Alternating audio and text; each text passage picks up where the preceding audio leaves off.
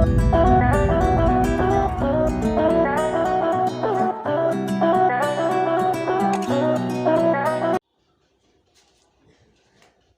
Morning class.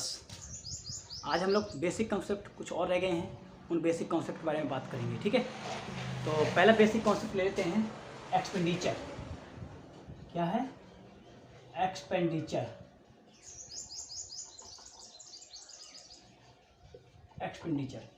Expenditure का मतलब होता है कि कोई भी आपने कैश पे की है या उसके बदले में आपने कोई अपनी एसेट ट्रांसफ़र की है, प्रॉपर्टी ट्रांसफ़र की है, जिसके बदले में आपको बेनिफिट मिल रहा है, तो उसको बोलते हैं एक्सपेंडिचर। मतलब कि अगर आपको बेनिफिट मिल रहा है, बेनिफिट रिसीव हो रहा है, या बेनिफिट रिसीव करने के लिए आपने अगर कोई एसेट्स मतलब कि प्रॉपर्टी, ठीक है, एसेट्स या कैश या बैंक कुछ भी आपने ट्रांसफ़र किया है, तो उसको बोलेंगे आप एक्सपेंडिचर। ठीक है, तो उसको बोलेंगे आप एक्सपेंडिचर। मान लीजिए कि आपने अगर कोई भी आप बेनिफिट पाना चाहते हैं, कुछ भी आप लाभ पाना चाहते हैं, अगर उसके बदले में आपने कुछ भी पैसा पेमेंट किया है, या कोई उसके बदले में कोई अपनी संपत्ति दे दी है, या आपने बैंक अकाउंट से पेमेंट किया, या फिर उसके लिए आपने उधार में लिया है, उधार भी लेते हैं, या आपने उधार लिया है, तो वो जितनी भी आप एक्टिविटी कर रहे हैं वो सब आपकी एक्टिविटी क्या कहला जाएगी? एक्सपेंडिचर। कि आपने क्या किया है? आपने एक्सपेंडिचर किया है। तो मतलब है कि कोई भी बेनिफिट रिसीव करने के लिए, कोई भी बेनिफिट रिसीव करने के लिए अगर आपने किसी एसेट का, कैश का अगर आपने ट्रांसफर किया है, तो उसको आप बोलेंगे एक्सपेंडिचर। ठीक है, उसका मतलब है कि आपका क्या है? एक्सपेंडिचर। तो मतलब है कि अगर आपने किसी भी तरीके का बेनिफिट रिसीव करने के लिए आपने कोई पेमेंट किया है, उस पेमेंट को बोलेंगे आप एक्सपेंडिचर। यहाँ पे जो एक्सपेंडिचर होता है वो आपका तीन तरीके से होता है। बेसिकली तो दो होते हैं, पर वैसे तीन होते हैं। पहला है आपका capital expenditure. Capital expenditure, capital expenditure का मतलब है कि आपने ऐसा कोई भी पेमेंट किया है, कैश पेमेंट किया है या उधार में लिया है पैसा, ठीक है, या लायबिलिटी हो गई आपकी, अगर आपने ऐसा कोई भी पेमेंट किया है जिसके बदले में आपने कोई एसेट परचेज की है, या फिर एसेट एक्वायर की है। एक्वायर का मतलब भी परचेज ही होता है। ठीक है, तो एक्वायर की है, ठीक है, एक्वायर बोल सकते हैं, एक्विजिशन बोल सकते हैं। ठीक है, तो मतलब है कि किसी भी एसेट का अगर आपने परचेज किया है या एक्वायर किया है और उसके बदले में आपने जो पेमेंट किया है, तो उसको बोलेंगे कैपिटल एक्सपेंडिचर। तो याद रखिएगा, purchase of assets, purchase of assets, अगर आपने कोई एसेट परचेज की है या एसेट एक्वायर की है, तो उसके बदले में आपने जो भी पेमेंट किया होगा, उस पेमेंट को हम क्या बोलते हैं? Capital expenditure. पेमेंट तो एक्सपेंडिचर होता है, बट उस टाइप के पेमेंट को बोलेंगे हम कैपिटल एक्सपेंडिचर। तो याद रखिए, जैसे आपने purchase of machinery, purchase of furniture, purchase of building, आपने बिल्डिंग खरीदी, मशीन खरीदी, तो ये सब क्या आपके कैपिटल एक्सपेंडिचर है। जो भी कैपिटल एक्सपेंडिचर होते हैं उन सभी को शो किया जाता है बैलेंस शीट में। ठीक है, उन सभी को शो किया जाएगा बैलेंस शीट में। ठीक है, याद रखिएगा कि अगर आपने किसी एसेट का परचेज किया या एसेट को एक्वायर किया है, एसेट को प्राप्त किया है, उसके बदले में जो भी आप पेमेंट कर रहे हैं उस पेमेंट को बोलेंगे कैपिटल एक्सपेंडिचर। और ऐसे एक्सपेंडिचर को आप दिखाते हैं कहां पे? बैलेंस शीट में। दूसरा आपका आता है revenue expenditure. Revenue expenditure, revenue expenditure का मतलब है कि नॉर्मल बिजनेस को, जो आपका बिजनेस है, उस नॉर्मल बिजनेस की एक्टिविटी को परफॉर्म करने के लिए आपने जो भी पेमेंट किए हैं, मतलब कि जो आपका बिजनेस है उस बिजनेस की एक्टिविटी को या नॉर्मल एक्टिविटी को, ठीक है, नॉर्मल एक्टिविटी को परफॉर्म करने के लिए आपने जो भी पेमेंट किए हैं वो सभी आपके ट्रीट किए जाएंगे रेवेन्यू एक्सपेंडिचर में। जैसे आपने गुड्स परचेज किए हैं, गुड्स परचेज किए हैं, या फिर आपने सैलरी पे की है, रेंट पे किया है, वेजेस पे किया है, इलेक्ट्रिसिटी बिल पे किया है, ये सब क्या है आपके? ये आपके नॉर्मल बिजनेस के पार्ट हैं। तो अगर आपने किसी नॉर्मल बिजनेस की एक्टिविटी के लिए अगर कोई भी आपने पेमेंट किया है तो वो आपका रेवेन्यू एक्सपेंडिचर है, बट अगर आपने एसेट वगैरह परचेज किए हैं तो वो आपका कैपिटल एक्सपेंडिचर है। तो याद रखिएगा, रेवेन्यू एक्सपेंडिचर को दिखाया जाता है ट्रेडिंग अकाउंट में, ट्रेडिंग अकाउंट और प्रॉफिट एंड लॉस अकाउंट में। ठीक है, ट्रेडिंग अकाउंट और प्रॉफिट एंड लॉस अकाउंट में, जबकि कैपिटल एक्सपेंडिचर दिखाया जाता है बैलेंस शीट में। एक प्रकार से जो रिवेन्यू एक्सपेंडिचर हैं उनको हम ये भी बोल सकते हैं कि बिजनेस की नॉर्मल एक्टिविटी को परफॉर्म करने के लिए जो एक्सपेंडिचर होते हैं, साथ ही साथ जो हमारी एसेट्स हैं उन एसेट की कैपेसिटी को मेंटेन करने के लिए, जैसे कि होता है ना, जैसे साइकिल है आपकी, वो क्या एसेट्स है, और साइकिल जैसे पंक्चर हो गया तो पंक्चर कारण क्या, पंक्चर बनवाएंगे आप उसका, तो पंक्चर बनवाने में जो खर्चा आपका आएगा वो आपका एसेट नहीं है, वो क्या खाली आपका एक उसकी एसेट जो आपकी साइकिल है उसकी कैपेसिटी को मेंटेन करने के लिए आपने उसमें पंक्चर बनवाया है, तो वो आपका रिवेन्यू एक्सपेंडिचर होगा। ठीक है, तो मतलब है कि जो आपके नॉर्मल बिजनेस के लिए जो एक्टिविटी हैं वो आपकी रिवेन्यू एक्सपेंडिचर मानी जाती हैं। साथ ही साथ अगर आपकी जो एसेट्स हैं उन एसेट की जो कैपेसिटी है, उस एसेट की कैपेसिटी को मेंटेन खाली अगर आप कर रहे हैं, मेंटेन करने के लिए कोई खर्चा है तो उसको रिवेन्यू एक्सपेंडिचर बोलते हैं। ठीक है, यही दोनों डिफरेंस भी होता है कि कैपिटल एक्सपेंडिचर एसेट्स के लिए होता है, रेवेन्यू एक्सपेंडिचर आपके नॉर्मल बिजनेस एक्टिविटी के लिए होता है। कैपिटल एक्सपेंडिचर को बैलेंस शीट में दिखाते हैं और रेवेन्यू को ट्रेडिंग अकाउंट और प्रॉफिट एंड लॉस में दिखाते हैं। कैपिटल एक्सपेंडिचर जो होता है, कैपिटल एक्सपेंडिचर का मतलब होता है वो मशीनरी या एसेट्स, ठीक है, वो एसेट की कैपेसिटी को इंक्रीज कर देता है। कैपिटल एक्सपेंडिचर एसेट की कैपेसिटी को इंक्रीज कर देगा, बढ़ा देगा, बट रेवेन्यू एक्सपेंडिचर एसेट की कैपेसिटी को इंक्रीज तो नहीं करेगा बट उसको मेंटेन करके चलेगा।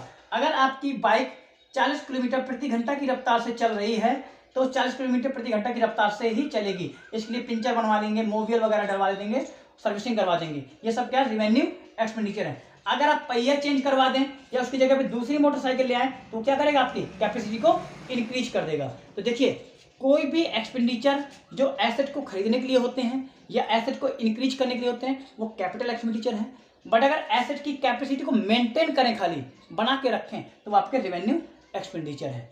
एग्जाम्पल भी मैंने बता दिए, इस तरीके से उसके एग्जाम्पल है। ठीक है, एक और भी है, जो कैपिटल एक्सपेंडिचर होते हैं वो बेनिफिट आपको 1 साल से ज़्यादा तक देते हैं। जैसे आपने मशीन खरीदी, फ्रिज खरीदा, ये क्या है, आपको 1 साल से ज़्यादा तक के लिए देगा बेनिफिट। ठीक है, तो कैपिटल एक्सपेंडिचर आपको 1 साल से 1 ईयर से ज़्यादा का बेनिफिट देते हैं, बट जो रेवेन्यू एक्सपेंडिचर होते हैं वो आपको केवल 1 ईयर तक का मैक्सिमम बेनिफिट प्रोवाइड करते हैं। 1 साल का बेनिफिट देंगे, उसके बाद अगले साल के आपको अगला खर्चा फिर से करना पड़ेगा। तो यही चीज़ है, ये आपके डिफरेंस थे कि कैपिटल एक्सपेंडिचर का मतलब होता है कि purchase and acquisition of assets. अगर एसेट का परचेज या एक्विजिशन करने के लिए आपने कोई भी खर्चा किया वो आपका है कैपिटल एक्सपेंडिचर।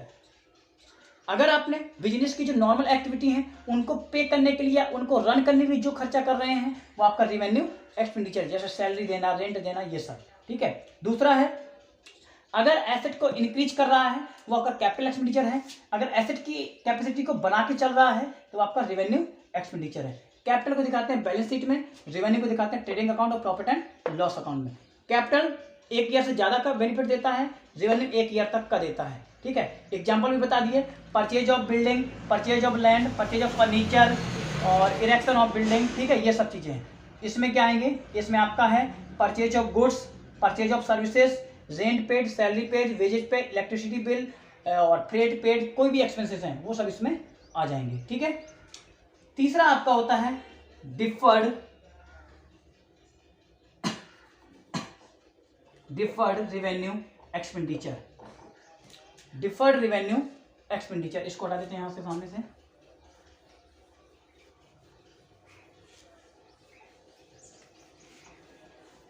तीसरा होता है आपका deferred revenue expenditure. Deferred revenue expenditure का मतलब होता है ये एक्सपेंडिचर आपका होता तो रेवेन्यू नेचर का है, होता तो रेवेन्यू नेचर का है, इसलिए अगर रेवेन्यू नेचर का है तो कहाँ दिखाया जाएगा, प्रॉफिट एंड लॉस अकाउंट में। ठीक है, होता तो रेवेन्यू नेचर का है, बट क्या है, इसका जो अमाउंट होता है वो बहुत ह्यूज होता है, बहुत ज़्यादा होता है। इस वजह से हम क्या करते हैं, इसके अमाउंट को हम कैपिटल नेचर का भी मान लेते हैं, इस वजह से इसको हम बैलेंस शीट में भी शो करते हैं।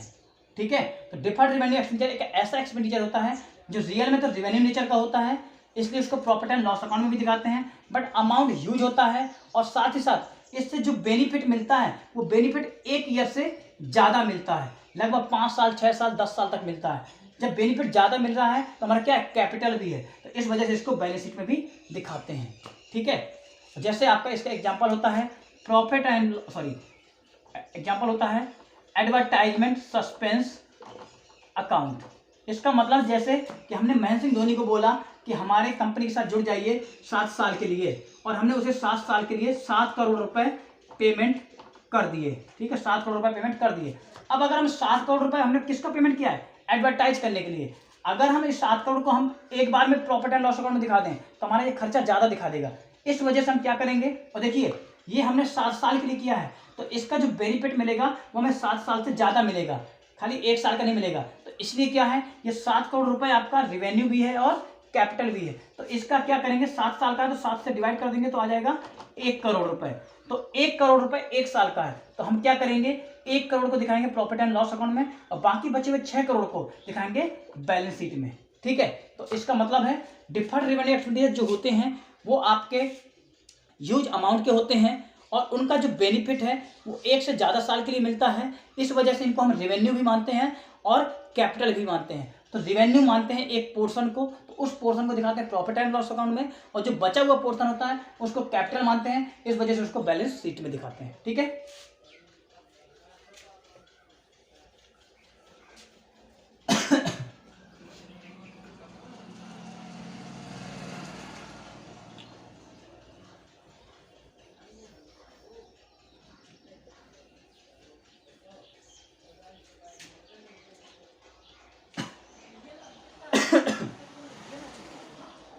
फिर आपका आता है एक्सपेंसेस, कि एक्सपेंसेस क्या होते हैं। एक्सपेंसेस का मतलब भी यही होता है जो आपके रेवेन्यू एक्सपेंडिचर है। मतलब कि अगर आपने नॉर्मल बिजनेस की एक्टिविटी, जो नॉर्मल बिजनेस की एक्टिविटी है उसको रन करने के लिए या उसको यूज करने के लिए, नॉर्मल बिजनेस की जो आइटम्स हैं या गुड्स और सर्विसेज हैं, ठीक है, नॉर्मल बिजनेस के गुड्स और सर्विसेज हैं, अगर उनका यूज करने के लिए आपने कोई भी पेमेंट किया है तो उसको बोलते हैं एक्सपेंसेस। ठीक है, खर्चे बोलते हैं। अगर आपने नॉर्मल गुड्स एंड सर्विसेज जो कि बिजनेस की हैं, अगर उनको यूज करने के लिए आपने कुछ भी पेमेंट किया है वो आपका है एक्सपेंसेस। जैसे कि सैलरी पे की, आपने क्या किया, लोगों को यूज किया अपने काम के लिए, वेजेस पे की, रेंट पे किया, इलेक्ट्रिसिटी बिल पे किया, cost of goods sold. Cost of goods sold का मतलब होता है कि आपने परचेज किया होगा। ठीक है, यहाँ पे परचेज भी है, डायरेक्ट एक्सपेंसेस भी हैं, जैसे वेजेस है या फ्रेट चार्जेस हैं, ऑक्ट्रॉय है, कस्टम ड्यूटी वगैरह, ये सब चीज़ें। ठीक है, तो मतलब है कि अगर आपने अपने नॉर्मल बिजनेस की एक्टिविटी को रन करने के लिए, नॉर्मल बिजनेस को रन करने के लिए आपने अगर कोई भी गुड्स एंड सर्विसेज का यूज किया है तो उसके बदले में जो पेमेंट किया है उस पेमेंट को बोलेंगे एक्सपेंसेस। ठीक है,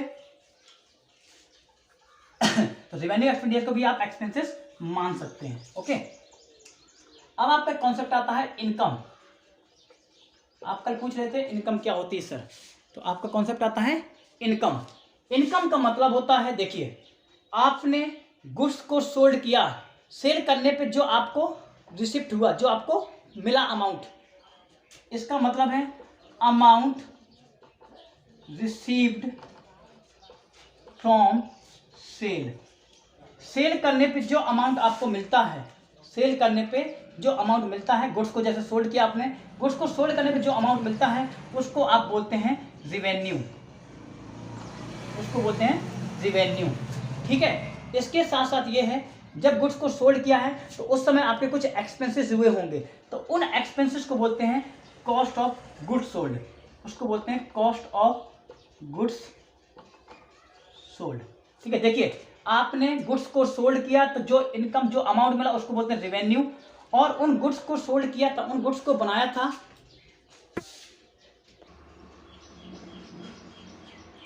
उसको बोलते हैं कॉस्ट ऑफ गुड्स सोल्ड। तो मतलब है जो हमने गुड्स सोल्ड किया है उस पर जो आपको रिसीव हो रहा है उसको बोलते हैं रेवेन्यू, और उस गुड्स को बनाने में जो आपका खर्चा लगा होगा उसको बोलते हैं कॉस्ट ऑफ गुड्स सोल्ड। ठीक है,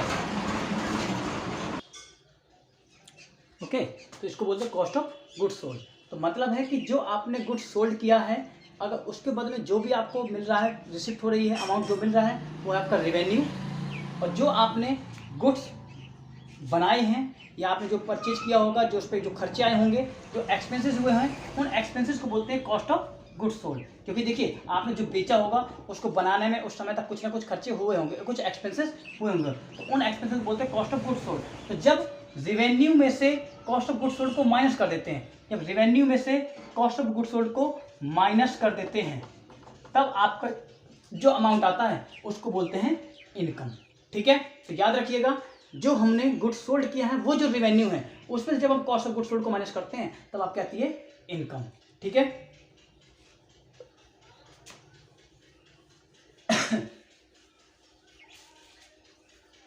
इसी वे में अब एक आपका टर्म आता है प्रॉफिट। प्रॉफिट यहां पे याद रखिएगा, देखिए वो इनकम है और ये प्रॉफिट है, डिफरेंस ज्यादा नहीं है, थोड़ा सा डिफरेंस है। प्रॉफिट का मतलब यहां पे ये है total revenue minus total expenses, total revenue minus total expenses. But total revenue जब आपके ज्यादा होंगे टोटल एक्सपेंसेस से तब आप बोलेंगे उसको क्या, प्रॉफिट। तो मतलब है जब आपकी टोटल रेवेन्यू मतलब टोटल क्या, total amount received, total amount received या टोटल इनकम, जब टोटल इनकम आपकी ज़्यादा होती है टोटल एक्सपेंसेस से, पूरे खर्चे से, जो आपके टोटल एक्सपेंसेस हैं उनसे जब वो ज़्यादा होगा तो जितना वो ज़्यादा होगा उस ज़्यादा अमाउंट को बोलते हैं प्रॉफिट। जैसे मान लीजिए कि आपकी रेवेन्यू हुई है, टोटल रेवेन्यू हुई है 1,00,000 रुपए की, और जो आपके एक्सपेंडिचर हुए टोटल वो हुए 90,000 के, तो उस 90,000 जब माइनस करेंगे तो कितना आएगा 10,000, तो इस 10,000 को बोलेंगे प्रॉफिट। ठीक है, इसको बोलेंगे प्रॉफिट। ओके, इस तरीके से इसको निकालते हैं, ये होता है प्रॉफिट। बट अगर टोटल रेवेन्यू में से हमने टोटल एक्सपेंडिचर को माइनस किया, जब हमने टोटल एक्सपेंस को माइनस किया, अगर ऐसे केस में एक्सपेंस ज्यादा हो गया, अगर एक्सपेंसेस ज्यादा हो गया मतलब कि total expenses excess total revenue, अगर टोटल एक्सपेंसेस ज्यादा है टोटल रेवेन्यू से, तो उस केस में उसको बोलते हैं लॉस, उसको बोलेंगे लॉस। जब रेवेन्यू ज्यादा होती है तो प्रॉफिट होता है, जब एक्सपेंसेस ज्यादा होते हैं तो फिर लॉस होता है। लॉस आपके दो तरीके का हो सकता है, एक तो ये हो गया कि अगर आपकी एक्सपेंस टोटल एक्सपेंस ज्यादा है टोटल रेवेन्यू से तो आपका लॉस हो गया। दूसरा होता है जैसे कि आपके गोडाउन में चोरी हो गई, थेफ्ट हो गया, थेफ्ट की वजह से भी क्या हो जाएगा, आपको लॉस हो जाएगा। दूसरा एक हो सकता है कि आग लग गई, फायर, आग लग गई आपके गोडाउन में, तो आग लगने से क्या होगा, आपको लॉस हो जाता है। तो सेम यही चीज़ें हैं कि आपके लॉस कई तरीके का होता है। अगर आपने एक्सपेंडिचर ज़्यादा हो गए तो रेवेन्यू से तो आपका लॉस है, दूसरे केस में लॉस दूसरे भी हो सकते हैं, जैसे थेफ्ट है, चोरी हो गई, आग लग गई, या फिर किसी एसेट पे आपने, आपकी कोई एसेट से आग लग गई, वो जल गई, पर उसका जो डेप्रिसिएशन आपने निकाला है वो डेप्रिसिएशन आपका लगेगा ही लगेगा, तो डेप्रिसिएशन जो निकाला वो क्या आपका, ये भी आपका लॉस है। ठीक है, तो इस तरीके से होता है कि अगर आपके एक्सपेंसेस ज़्यादा हैं और इनका रेवेन्यू कम है तो आपका लॉस होता है। ठीक है,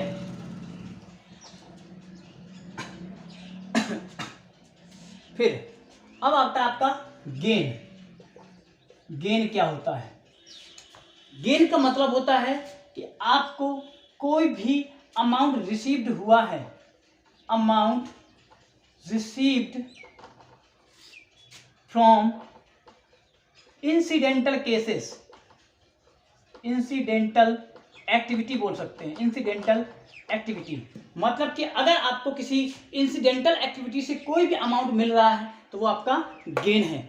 इंसिडेंटल एक्टिविटी है मतलब जो एक्टिविटी आपकी नॉर्मल नहीं होती हो, वो केवल कभी कभार एक्सीडेंटल वगैरह से हो जाती है, उसको बोलते हैं गेन। जैसे कि आपने कोई एसेट सोल्ड की, अगर आपने आपके घर में जैसे फ्रिज है, आप उसको डेली तो सोल्ड करते नहीं हैं, मान लो आपने कभी 15 साल 20 साल के बाद आपने फ्रिज को सोल्ड कर दिया, तो फ्रिज को बेचने में जो आपको रिसीव्ड होगा अमाउंट, जो आपको इनकम हो रही है, उसको बोलेंगे क्या, गेन। तो याद रखिएगा अगर नॉर्मल बिजनेस से मिलता तब तो वो आपका रेवेन्यू है, याद रखिएगा, अगर नॉर्मल एक्टिविटी से मिलेगा तो रेवेन्यू है, बट इंसिडेंटल वे में मिलेगा तो फिर वो आपका गेन कहलाएगा। ठीक है, इंसिडेंटल में होगा तो आपका फिर वो गेन कहलाएगा। ओके,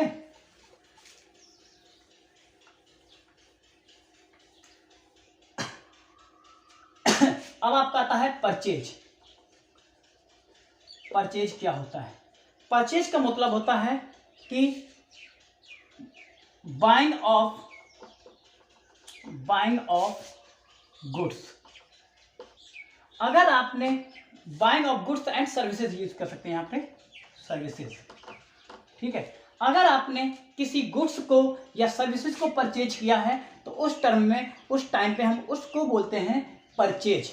बट याद रखिएगा, अगर आप किसी एसेट को खरीद रहे हैं, किसी एसेट को खरीद रहे हैं तो उसके केस में हम परचेज नहीं बोलेंगे, उसके केस में परचेज नहीं बोलेंगे। तो याद रखिएगा, परचेज टर्म केवल तब यूज किया जाता है जब हम कोई गुड्स या सर्विसेज परचेज करते हैं, गुड्स या सर्विसेज खरीदते हैं। अगर हम किसी सामने वाले पर्सन से गुड्स या सर्विसेज खरीद रहे हैं तो उस टर्म को बोलते हैं, उस खरीदने वाले टर्म को बोलते हैं परचेज।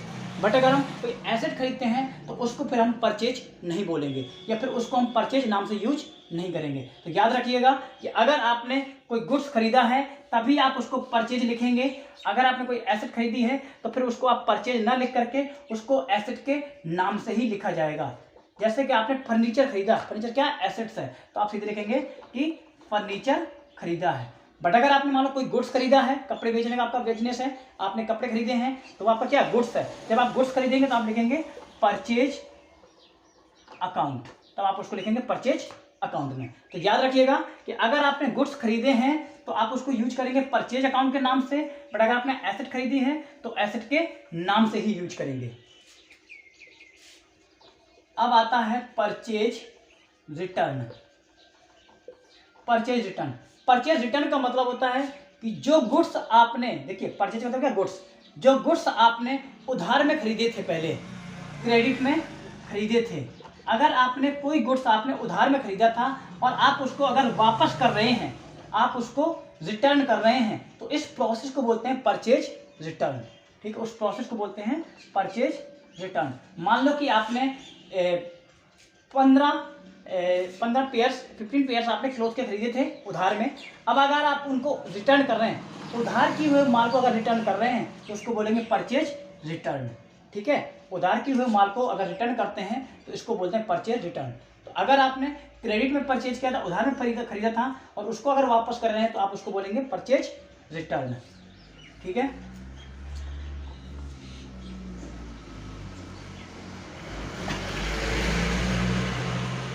फिर आपका आता है सेल्स। सेल्स का मतलब होता है कि जब आप अपने गुड्स को सोल्ड करते हैं, जब आप अपने गुड्स को सोल्ड करते हैं, अगर गुड्स को सोल्ड कर रहे हैं तो उस टर्म को, उस प्रोसेस को बोलते हैं सेल्स, उस प्रोसेस को बोलते हैं सेल्स। और उसकी रिकॉर्डिंग जो की जाती है वो सेल्स अकाउंट में की जाती है, उसको रिकॉर्ड करते हैं सेल्स अकाउंट में। सेल्स अकाउंट में करते हैं या फिर सेल्स बुक में करते हैं, सेल्स अकाउंट या सेल्स बुक में। मैंने आपको स्टार्टिंग के चैप्टर बताया था सब्सिडरी बुक, तो वहाँ पे लिखाई थी सेल्स बुक, ठीक है। तो अगर आपने गुड्स को सोल्ड किया है तो गुड्स को सोल्ड करने को जहाँ रिकॉर्ड करते हैं उसको प्रोसेस को बोलते हैं सेल्स, ठीक है।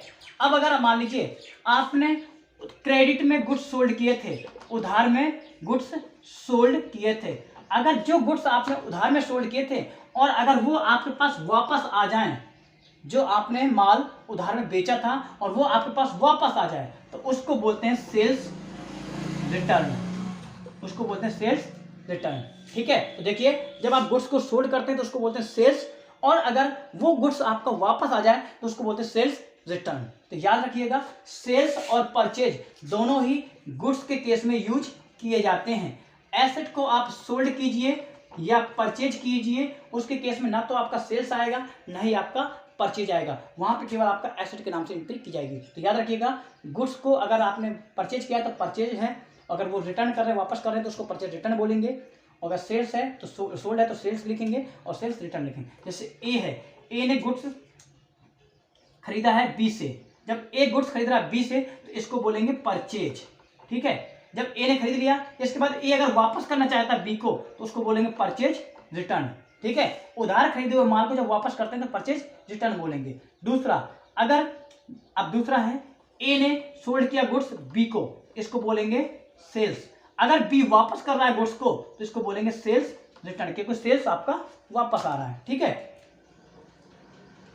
इसीलिए परचेज रिटर्न को एक दूसरा नाम भी बोलते हैं, परचेज रिटर्न बोलते हैं रिटर्न आउटवर्ड्स, ठीक है। रिटर्न आउटवर्ड मतलब कि रिटर्न बाहर किया, और सेल्स रिटर्न को बोलते हैं रिटर्न इनवर्ड्स, वो आपका रिटर्न वापस आया है, ठीक है। इस तरीके से आपकी टर्म है, आप इनको पढ़िएगा, जो डाउट्स होते हैं आप हमसे पूछेंगे।